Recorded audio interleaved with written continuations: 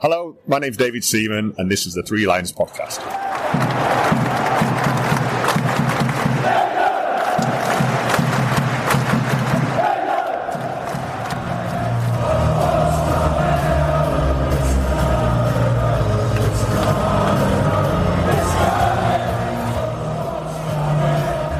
Hello and welcome to the Three Lions Podcast. My name is Russell Osborne and this is an independent England football supporters podcast. It's Saturday morning, 3:30 in the morning, and just like the summer, I'm back at my Tesco's National Express bus stop, waiting for the coach to head to Stansted. Of course, it is Ireland away in Dublin. Our first game since that final in Berlin against Spain.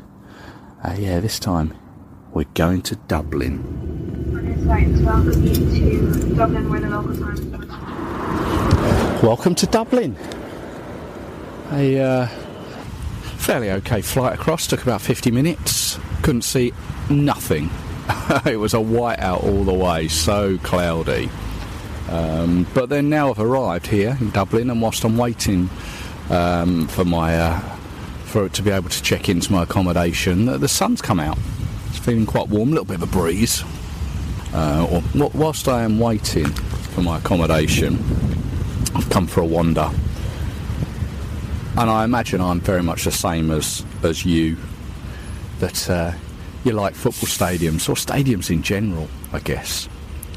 Dublin has a massive one, and I'm not talking the Aviva. I'm talking Croke Park.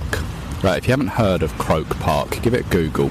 It's home of the Gaelic Football Association, and I'm standing outside it now. It's huge, it's massive, and it kind of looms on the skyline as you approach it. Sort of all the red bricked terraced houses, and there it is looming all above it. It's huge concrete thing. Quick look on Wikipedia. 82,500 it holds, and it's covered on three sides, and then one side is open, like an open terrace by all accounts. What it looks like, it's quite impressive. I imagine it's probably quite good for a game there, but by all accounts it is just Gaelic football. I don't think they played football there as such as we know it. Just let the Garda go past. Yeah, I don't think they play football there as we know it. They played rugby union there? I don't know. I couldn't tell you. But it is a massive stadium. It's a railway line underneath one of the stands behind the goal. There's a river as well. Huge place. Huge. It's got like, I think is it Watford's ground with like the arched stands that go along one side? It's almost similar to that, in the way that some of the roof of the stand looks. It's all right. Yeah, be an interesting place to go and have a look around maybe if I had a little bit more time. And it is here where Oasis are scheduled to play next year. I'm sure many of you, just like me, tried for tickets, unsuccessful. But yeah, this is where they'll be next year. 2 nights here at Croke Park. But I got my tickets, match ticket for today. That is not Oasis. I don't want to talk about that. Yeah, got that. Got some Three Lions, usual sort of England away day procedures done. I thought actually now, just whilst I got a bit of time, just run through some of the Nations League results that have sort of happened in the since it started on Thursday. It kicked off on Thursday evening. A couple of interesting results and events. The most quirky, which I'm sure you've seen, being San Marino recording their first competitive victory, winning 1-0 at home to Liechtenstein, who ironically were the same opponents back in 2004. The last time San Marino won a game. That one was 1-0 too. I think everyone enjoyed that. seeing San Marino win. Who knows, it could be the start of something there, couldn't it? Well done to them. Also on Thursday night, Scotland, now in League A. They lost at home to Poland. They came back from 2-0 down, only to lose 3-2 in the last minute. Holder Spain drew 0-0 away to Serbia. Of course, we know all about Spain, don't we? Portugal on the same night beat Croatia 2-1, with Ronaldo scoring his 900th career goal. Of course, Portugal were the first winners of this tournament back in 2019. Then last night, Friday night, saw a big opener. 2021 winners France take on Italy. Now, France took the lead after 20 seconds. Italy equalised half hour later, then they ran out 3-1 winners. Perhaps the tide is turning for Italy. Also in League A, Belgium beat Israel by the same scoreline. To be honest, there weren't many other standout matches last night. Wales, they drew 0-0 at home to Turkey. That's the only one really of note. It's up to us now to start Saturday's Nations League fixtures off. Hopefully we can get a result later on today. But behind me, as I stand here in Croke Park, I need to get something to eat. And behind me, there is Russell Street Bakery. So I think it'd be rude not to. I'll get myself a coffee and a cake from there, and I can head back and find my accommodation. So here we are. We find ourselves inside the Aviva Stadium. Before I tell you about it, let's just go through the team that's been announced. Hopefully you can hear me. Just as the England team are running out, Harry Kane leads us out there. So let's just run through this. Pickford in goal. Trent Alexander-Arnold, Declan Rice, Harry Maguire, Bukayo Saka, Harry Kane, Jack Grealish, Anthony Gordon, Levi Colwill, Mike Gay and Kobe Mainu is the starting 11. Let's just take a look around the ground. Plenty of familiar faces here, England fans. But it is if you've not seen what the Aviva looks like, all around the ground it's 3 tiers. Lower tier, middle tier, and there's like an upper tier. And then behind the goal, which is where the England fans are, it is the most shallowest of ends that I've ever been in. I think it's maybe 10, 12 rows of seats behind the goal. And then there's a tiny little bit to the right of me. It's the left-hand corner.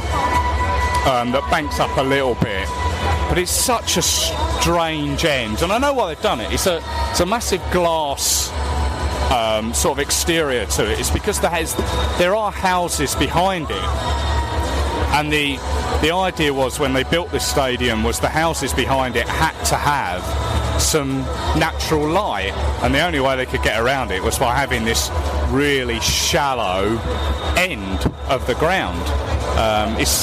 I don't like it personally, and I'm probably not alone in thinking that.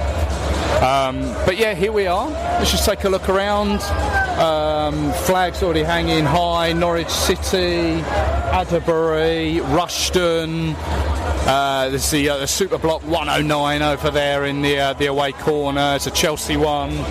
What else have we got? Redditch. What I don't like is where this glass exterior is. Behind the England fans, there is a massive green Come On Ireland flag behind it. Yeah, well, not a lot we can do about that. But yeah, that's where we are at the moment. I'm literally at pitch level. That's how shallow this away end is, and probably the back row of this stand is probably no higher than the crossbar of this of the goal in front of us.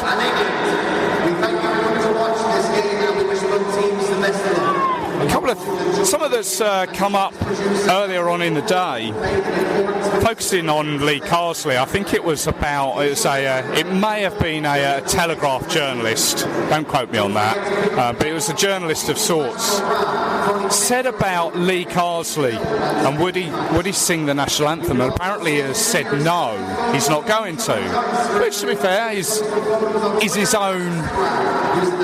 his own choice.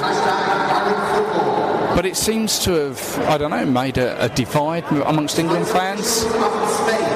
So, it appears he's not going to sing the national anthem, and it's going to be interesting to see the reaction, obviously, that the English national anthem gets, and, of course, the reaction players like Grealish and Declan Rice. And here we are, here's the lineup being announced. Number 2, Trent Alexander-Arnold. Number 4, Declan Rice. Number 6. There we go. That's the reaction that I thought we might get. That's with a very small minority in the ground at the moment. Number 10, Jack Grealish. Number 15, Levi Caldwell. Number 16, Mark Huey. Number 18, Kobe Mainu. And the manager, Lee Carsley. The Republic of Ireland. Interesting. We'll see what the reaction is when the ground is full. So I'm joined by Lewis in the away end here. Lewis, you all right? Yeah, good, thank you. Tell me about Ireland away for you. It's been amazing. Around the city, it's been an amazing experience, to be honest. My first England game at all, really. It's been a good start. Hopefully, at the end of the game, it'll be a memorable night. That's what I wanted to focus in on. Your first England game. You've got Ireland away. How did that happen? Well, luckily got the loophole link on the group chat and was sorted out by, I think Chris was his name. Can't go mentioning names. Luckily we just got a ticket, first come, first serve, and now look, we're at the game. Amazing stuff. Go on, what's your prediction for the game? 4-0. 4-0, yes. I like that. I've got to be honest, I don't think I'm going to go 4-0. I think I might go 3-1. Yeah, decent. That's a decent prediction. Hopefully.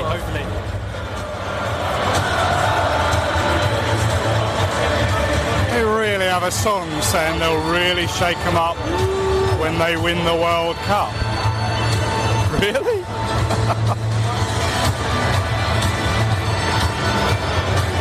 So we are 10 minutes ahead of kick-off, and there are loads of photographers all around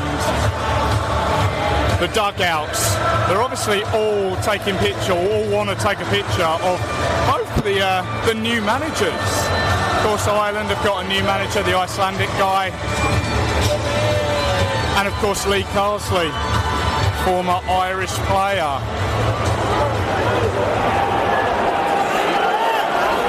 The team's literally about to come out. They announced the teams on the PA, and I missed it to record it, but we're going to get we'll get a reaction soon when the national anthem is played. So Pitch Invader has tried to get in on the England team and the lineup for the anthems. He's dressed all in a full England kit. Shirt, shorts, socks. He's got 69 on his back. Clown. Quickly taken away by the local security.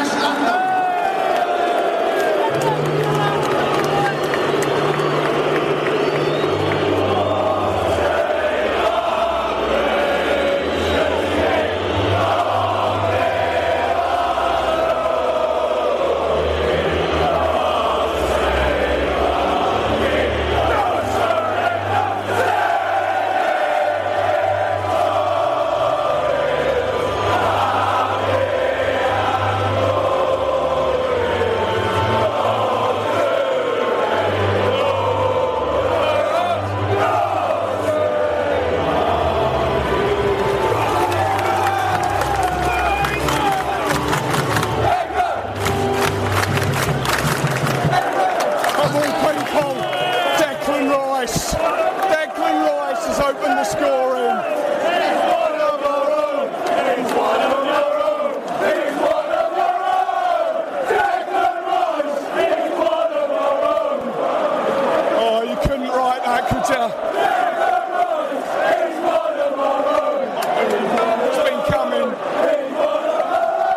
He didn't want to celebrate.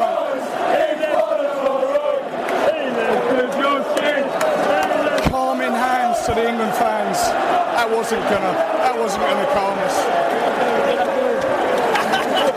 Of all people. 15 minutes.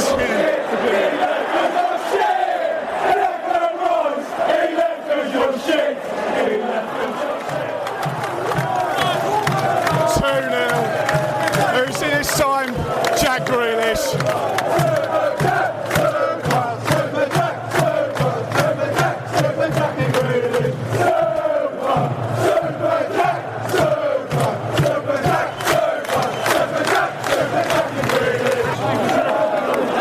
2-0, game over.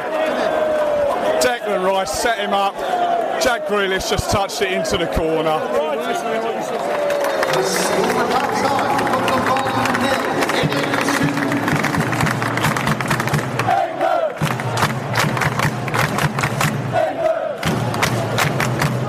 Well, as first halves go, that was pretty perfect, really. Ireland had a little opportunity, a couple of opportunities early, but England, well, we just came into it, took control of the game. Declan Rice with the opener, Jack Grealish with the second. It's one-way traffic. I was talking with Joe from the Irish Abroad podcast who we had on in the preview episode, and we were talking between ourselves saying, how would Declan Rice react to the atmosphere? He would either go into his shell or it sort of like excel him. He took the game by the scruff of the neck this first half, deserved his goal. It's silent. It's totally silenced, this Aviva Stadium at half-time. This away end is so shallow. I'm thinking to myself, how have they managed to put a concourse underneath it? It's that shallow, but somehow they've managed to do that. It's got to be the worst away end in world football, is it? Can you think of a worse away end? The ground, to be fair, is decent, but this away end, you can't see. So England sort of were facing us this half, and they'll be sort of attacking the opposite goal touch. You can't see what's going on that end, really. There's big screens to look at. Not that it matters. It's 2-0 at half-time. Happy days.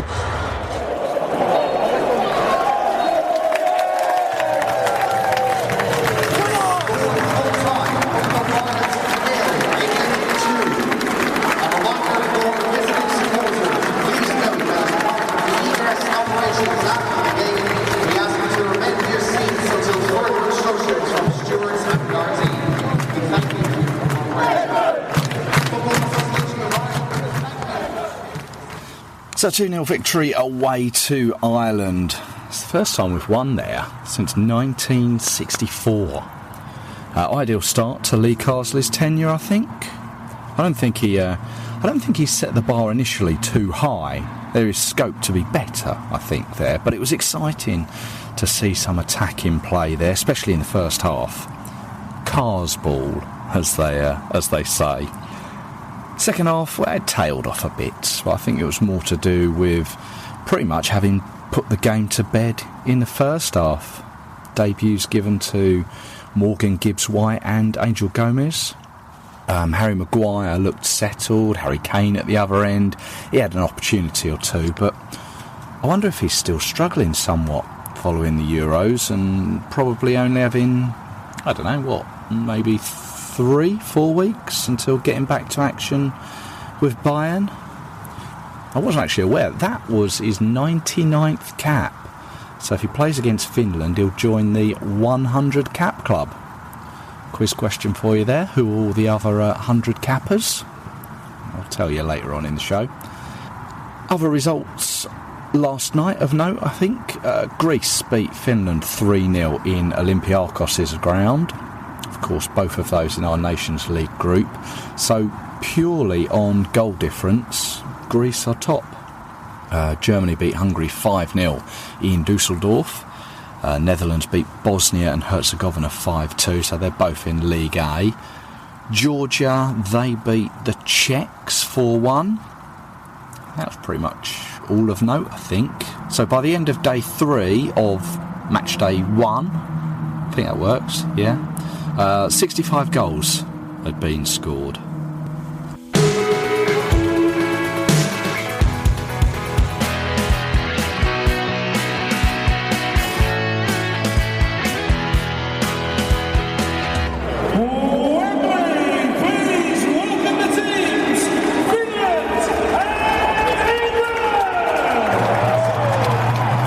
This evening's fixture will mark our captain's 100th England appearance. In doing so, Harry Kane will become only the 10th male to reach this milestone for the senior team. Harry made his Three Lions debut here at Wembley in March 2015 and has gone on to become our nation's all-time leading male goal scorer, as well as chalk up noteworthy appearance records. The FA's chair, Debbie Hewitt, has been joined by fellow England centurions Ashley Cole and Frank Lampard to formally present Harry with his golden cap. Wembley, please show your appreciation for Harry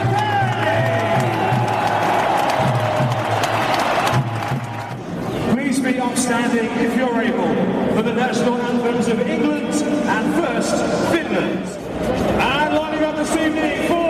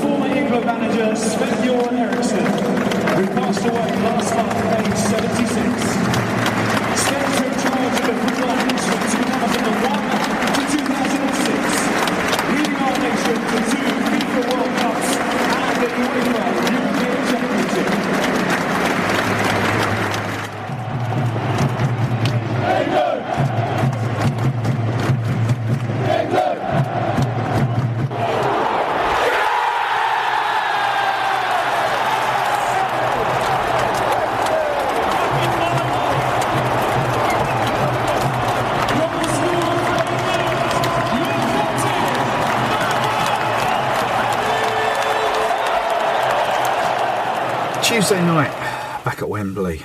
Last time here, you may remember, was the defeat to Iceland.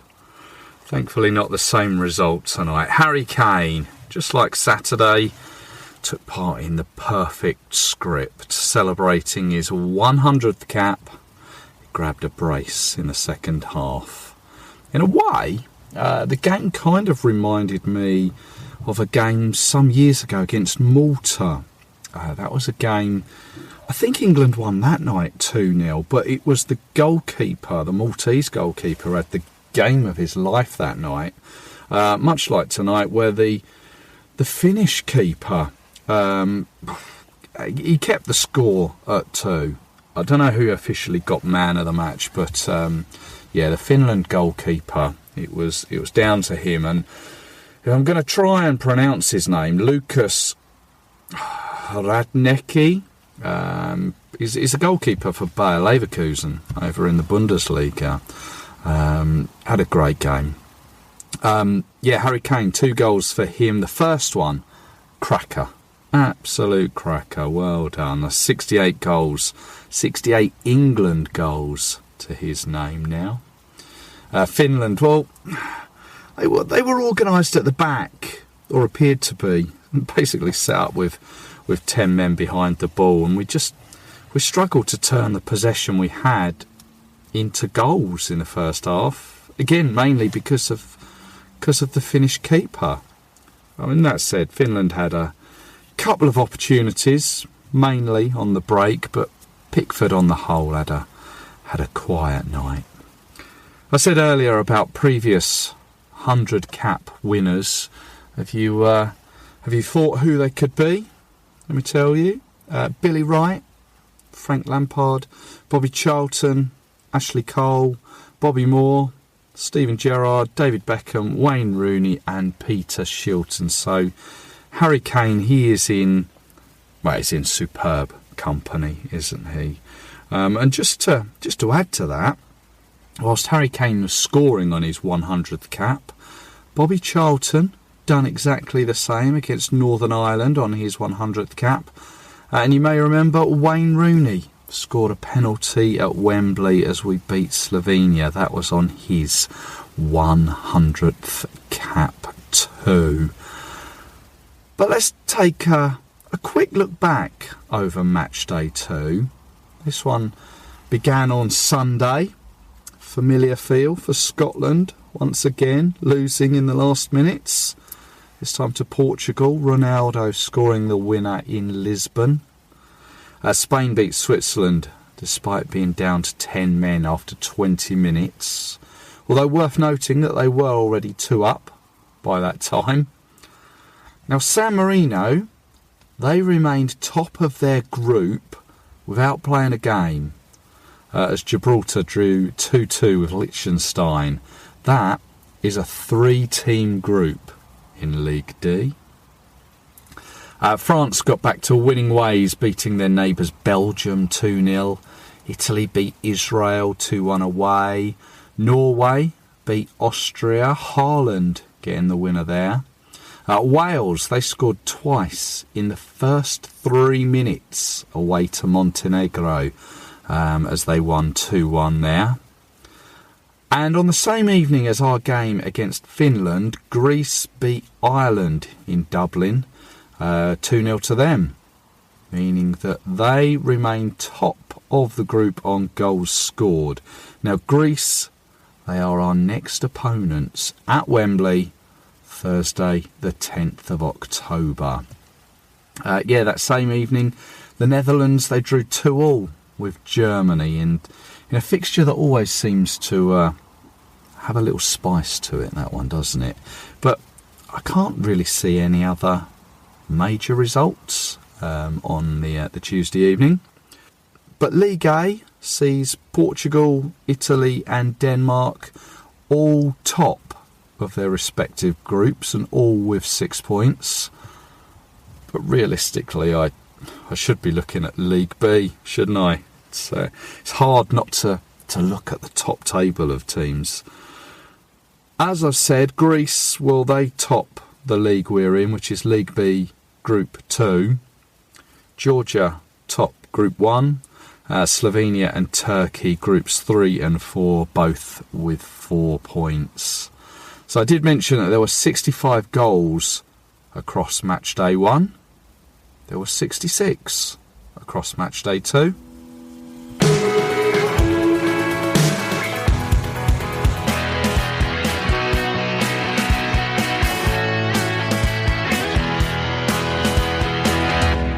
Now, delighted to welcome back to the podcast. It's the Evening Standard's Dom Smith. Hello, Dom.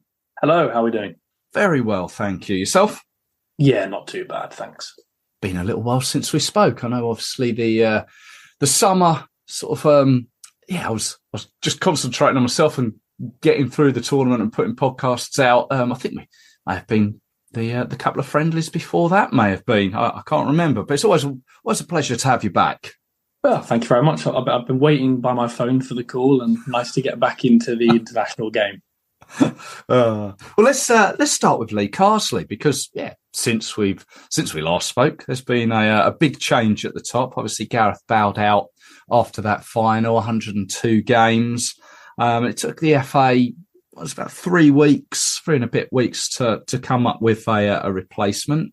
Lee Carsley given the leg up from the under-21s. What were your initial thoughts to start with? And obviously with the 2 games just passed, where do you stand on Lee?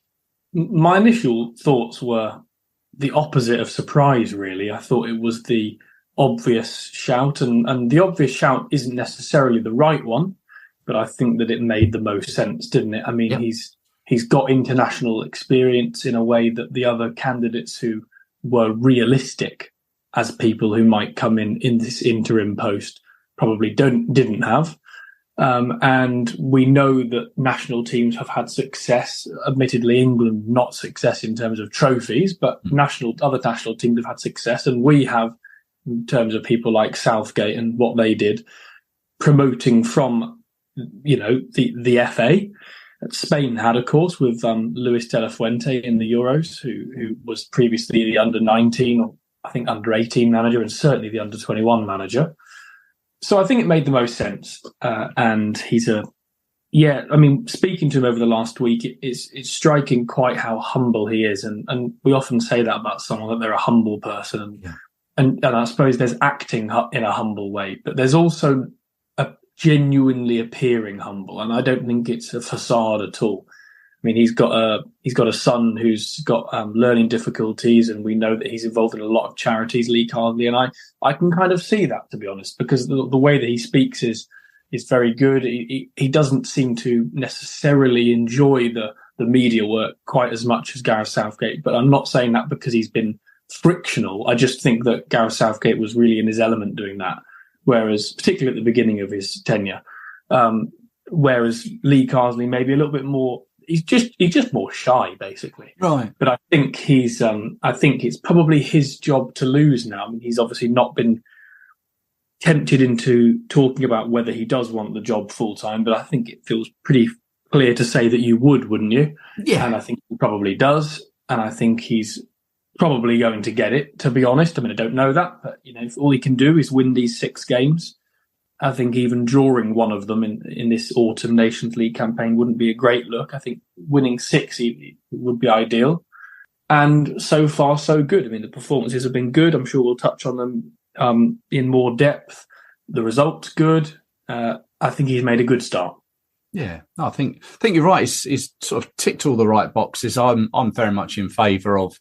At the time when all the names were being bandied around, he seemed like the natural sort of solution or selection to take over from Gareth. And I think from what I've seen, he's come across well in the press conferences that I've seen. But like you say, maybe shy in the fact that the under-21s, with the greatest respect, they don't get the level of attention that the England senior manager will ever get, despite the fact that he won a trophy. I don't remember back then him giving interviews or seeing him speak. So, I think not as much, at least. I mean, I did cover the under-21s a little bit, particularly during the first year or two of his tenure, and we did have press conferences and we did get to speak to him. But I think when they had that Euros, which they won, there were maybe 4 journalists who went out for the whole thing, and 6 by the time of the final. So it's a smaller thing, definitely. Yeah. And I think that was shown by the whole anthem stuff, wasn't it?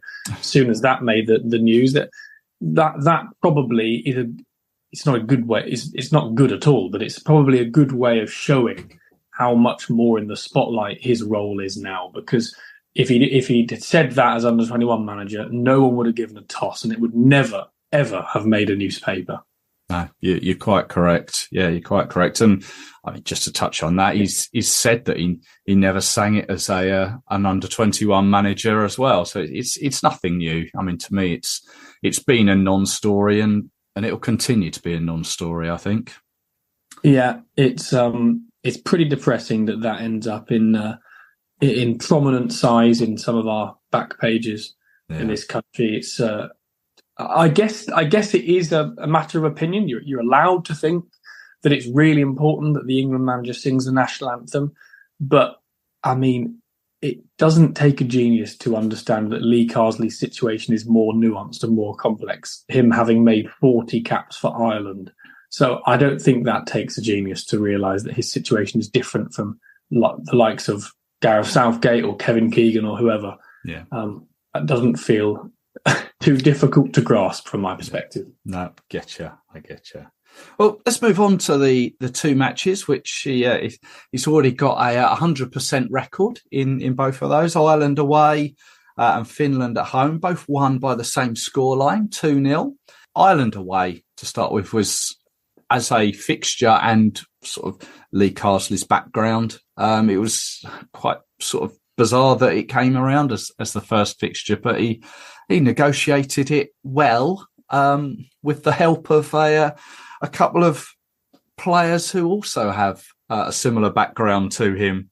Yes, and I think if this was the Ireland fans podcast, then we'd be probably talking about it from a different, the different side of the fence. We'd probably be a bit irked. But I think even the most ardent Ireland fan, and I don't think they would admit it, but they'd have to admit that it is a bit funny. I mean, it is a bit funny that two ex-Ireland internationals, I mean, admittedly, Jack Grealish only played for Ireland at youth level, but two ex-Ireland internationals were the goal scorers. England managed by a former Ireland international. It's an incredible turn of events, that really. But, I mean, talking seriously, it wasn't quite as good a performance as the Finland one, I didn't think. But it was still good, and it started better, I feel. From England's perspective, they probably faded a little bit. Maybe the subs were more impactful in the Finland game than in Ireland. But Ireland was also a slightly tougher opposition. I think the Republic of Ireland are slightly better than Finland, not by a lot, but by a little bit. And also it was an away game against a real kind of old enemy. So probably a slightly more difficult game to come through. And they did it. And two really, really nicely worked goals, actually. The finishes for both, excellent. Brilliant for Jack Grealish personally as well, because he, I think, probably lacks a bit of confidence at the moment.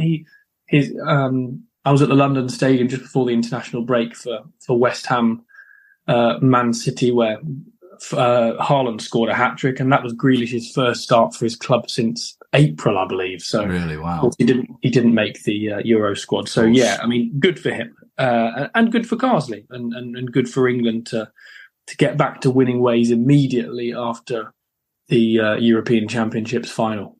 Yeah, one player that performed, I thought, quite well in that game and sort of carried his performance onto into the second game, the Finland game. Anthony Gordon, I thought hasn't really. I don't think he sort of made too much headlines, but I thought he had a good couple of games running down the wing.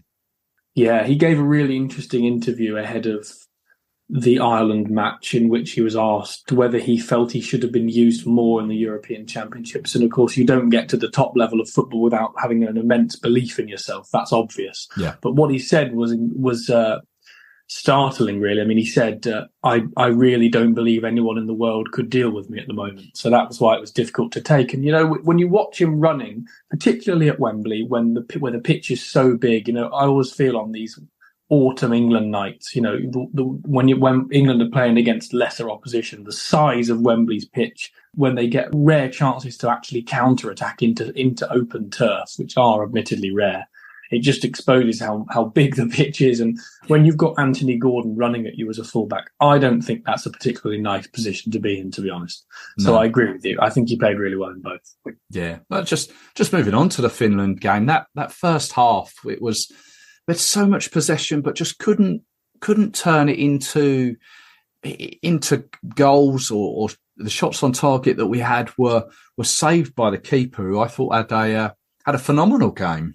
Yeah, I mean, he's one of their best players. He may actually be their best player. He's, I don't know if he still starts, but certainly last season he started in goal for Bayer Leverkusen, who won the league. So he's a very good player, Lukas Hradecky. But yeah, sometimes you fail to win a match, or you get to half time and you're not winning. and there are things you can learn. And sometimes you just have to hold your hand up and say, that has been pretty unlucky, to be honest. And I think that's where we were. I mean, England did everything but score, didn't they? Yeah. So I wasn't alarmed by it. It would have been frustrating from England's perspective, and if they hadn't won that match, given the dominance. But I always felt that they would at half-time because of how well they'd played. And yeah, okay, some of it was queuing up at the edge of the box, like we saw for basically the whole match against, for example, Slovenia at the Euros in that horrible 0-0 draw. But I mean, let's be honest, those teams are going to do that. The likes of Finland, it's in their interests to play like that, and it's your job to break them down. And England had shot after shot. Trent Alexander-Arnold was excellent, and he was often the reason with his incisive passing why England had so many chances. And in the end, of course, we'll get on to Harry Kane, but they did get the goals and the 3 points as well. Absolutely.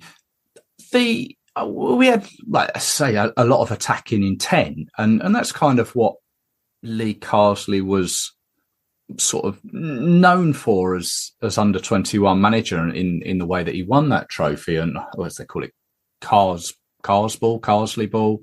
Well, whatever. Yeah, I mean, is there a real difference between sort of the performance, these last two performances? I don't want to put too much on two performances, but is there much of a difference between England now and England under Gareth Southgate? Honestly, the answer has to be that we don't know.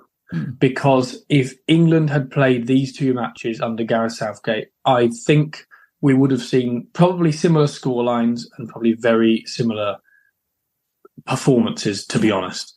Like, the way that we'll tell that is whether England continue to go for the 5th, 6th, 7th, 8th goals when they're playing the very worst teams, and even more importantly, how well they play, whether they can keep the ball, whether they can get over the line against the very best teams, in tournaments. That is how we will know whether Lee Carsley's England are better than Gareth Southgate's England. But I reject the premise that Gareth Southgate didn't play attacking football, because from my mind, the only time when he didn't want his England to play attacking football, or when they didn't manage to, was when they were playing against the very best teams.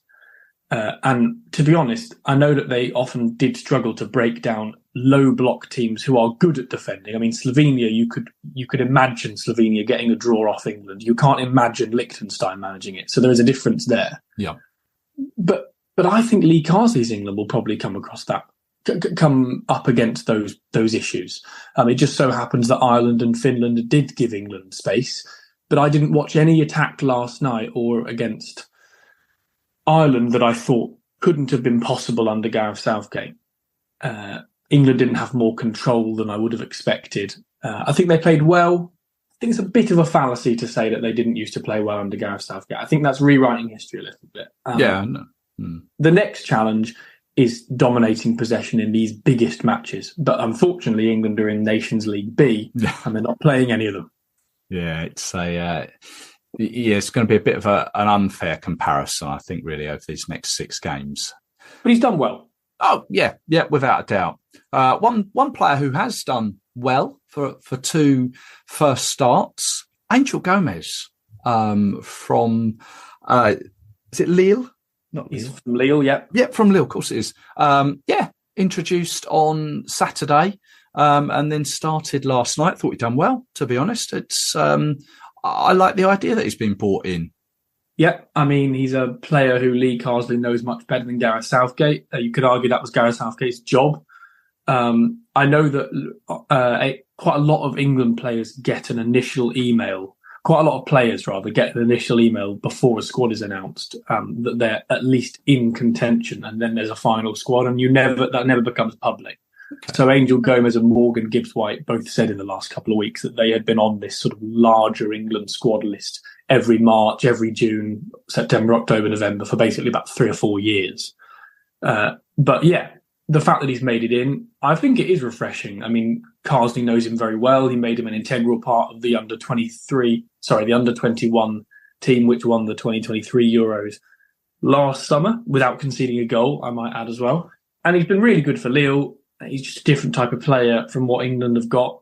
I still think Adam Wharton might be the longer-term solution there, or one of those two will at least, next to Declan Rice. I really would have liked to see Adam Wharton trusted at the European Championships, to be honest. I mean, Gareth Southgate tried 3 different partners in all 3 group games, and Kobbie Mainoo had an excellent tournament. You can't take that away from him, but I still don't think he offers the same attributes that Gomez and Wharton, and particularly Gomez, showed in the last couple of games. And I think that's what England need, really, metronomic, tempo-setting players. We haven't really had one, really, have we, since Paul Scholes? And even then, Paul Scholes was famously used on the left by Sven. So, a difficult one, really, in that position over the last, many decades. But Angel Gomez, he did his case rather no harm at all.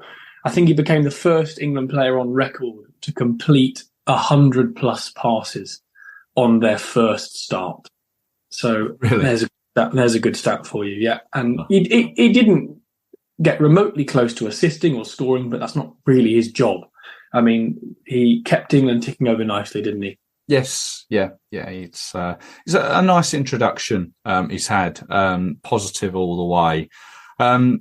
What I did say in a previous episode was I didn't want to sort of cast too much judgment on Lee Carsley's very first squad. I was more interested in maybe like his second or third squad, because they're going to be the ones that sort of maybe show who he's sort of interested in, who maybe fits into his thinking, and they may give other players a chance. And I may be thinking that Adam Wharton, injuries permitting, may get a chance in the next squad. I think Lee Carsley's got sort of enough time with these 6 games to sort of take a look at quite a selection of players.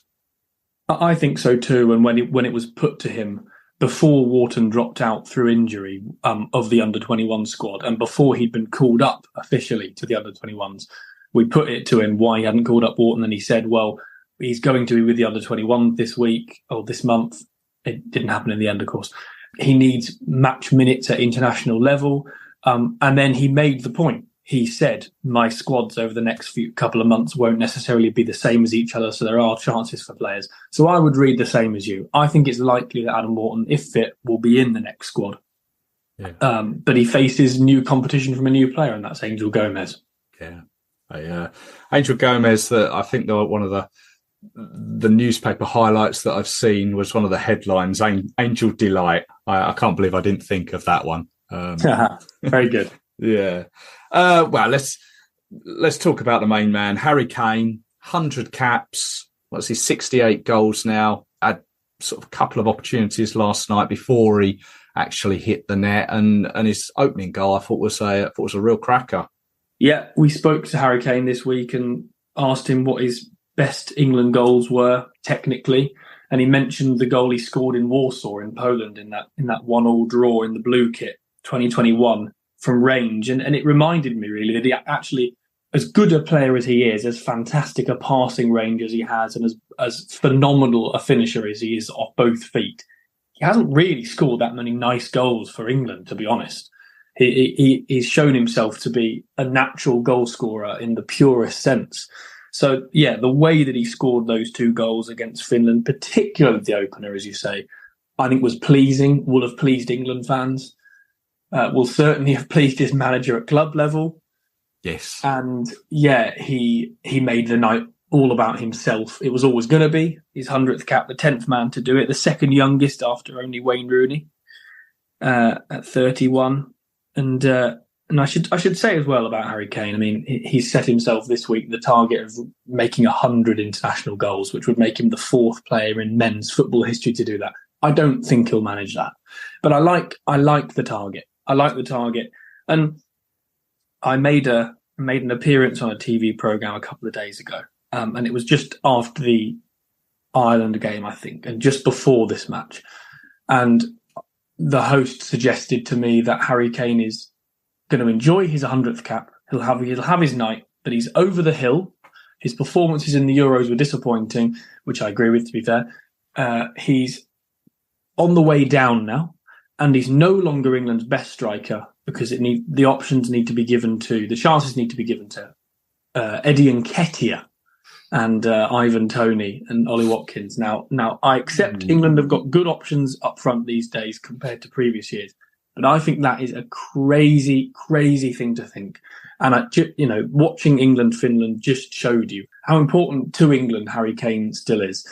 He had a disappointing Euros. Everyone knows that. He was plodding around. He didn't look particularly fit, and he still ended up sharing the golden boot with 5 players. I think that says everything about him. He's certainly an interesting one. And I was having a conversation with someone after the Ireland game over in Dublin, and we sort of referenced the Euros as everyone has done, as Harry himself has done, saying it maybe wasn't the best, his best performance. There was something nagging away at him. And after Ireland, he had a couple of opportunities, but wasn't really on form. And we were saying, right, well, how does his England career, where does it go? Is it on the wane, or does he still have time left? And it was, okay, if it is on the wane, who's going to come in? And I couldn't really come up with anyone sort of like for like, that would replace him. And I was at that moment in time, I was thinking, well, I wonder if, like, you get to like this milestone, 100 caps, and you think, well, hey, will it sort of, is this a turning point? But then last night he goes and scores 2, and it's like, oh, all of a sudden your thinking has changed, and you go into his Bundesliga fixtures, and I don't know who Bayern have got, but I'm sure he'll play well, maybe score, maybe put a penalty away, I don't know. And then all of a sudden we're back with Greece at home and Finland away. And you're right. I mean, 100 goals, I think, is quite the target. And I did read that. I don't know if it was your piece or a colleague's piece that I read in the Standard yesterday. And I did think that's quite a target, but well, you never know. You never know. I think he's still going to be around for a little while longer. Yeah, I mean, he's only 31. I mean, we really do. We're experts in this country at doing this. I think we're worse at this than we are. We're more guilty of telling a player when he's past it than we are at hyping up young players. And we don't half hype up young players. I mean, he's 31. Second youngest ever England centurion after Rooney, who was 29, which actually, when you think about it, that's absolutely remarkable that Rooney reached 100 caps at 29.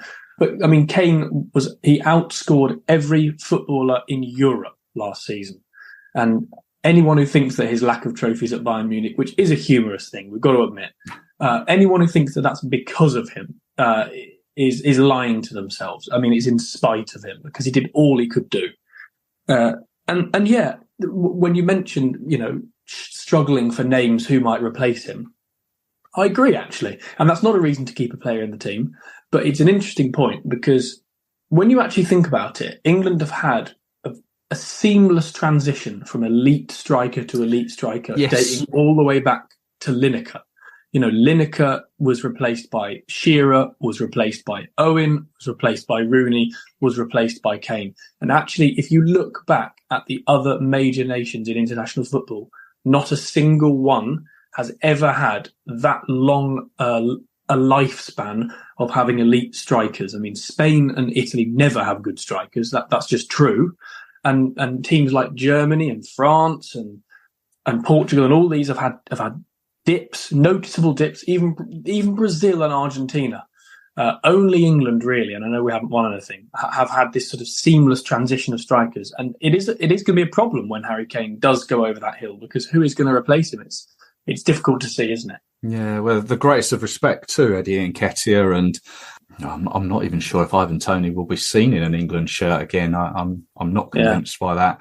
But yeah, I'm not sure who that person could be to take Harry Kane's place. But yeah, it could be a little way off. It could be further away than some may think when that change happens. But to round off, going forward, 2 games next month, and sort of to get out of this Nations League, League B, it should be a foregone conclusion, shouldn't it? Oh, it should be. I mean, it's incredible that only positives have been said about England this month, and yet they're not even top of the group. Greece are top at the moment on goal difference, which is amazing. But that will not be how it ends, of course. And I expect England to win the group either with 5 wins and a draw, or more likely 6 wins, to be honest. And I'd hope that Lee Carsley is in with the reckoning with the job. I hope that they will also interview others, or at least consider others, because that's their job with due diligence and that. But I think Carsley's done all he can. Yeah, I'd expect 2 more wins in October. But it started well. Yeah. Dom, thank you very much, as always, for your time. And I shouldn't leave it so long to get in touch with you next time. Well, it's all up to you. Thank you very much. Take care. Many thanks to Dom there. Always enjoy chatting with him. Great insight. Who knew that players got those emails or were on those sort of email lists? Didn't know that one. You can, of course, keep up with all his writings and thoughts over at the Evening Standard. Thank you ever so much for your continuous support, not just relating to this podcast, but in general. Let me just briefly say that if you find yourself in a pickle, whatever it may be, don't bottle it up. Seek a listening ear, some advice, some support. And if you see someone who maybe isn't their usual self, just check in on them. It'll be appreciated. Don't forget, you can follow the show on social media. It's all the usual places. You can get in touch through those if you want to. There's the email too. 3linespodcast@gmail.com. Always great to hear from you and indeed meet some of you face to face, as I did over the last couple of games. Pleasure was all mine. I will be back with you very soon with another episode. I hope you can join me for it. So until then, take care of yourselves. Cheers.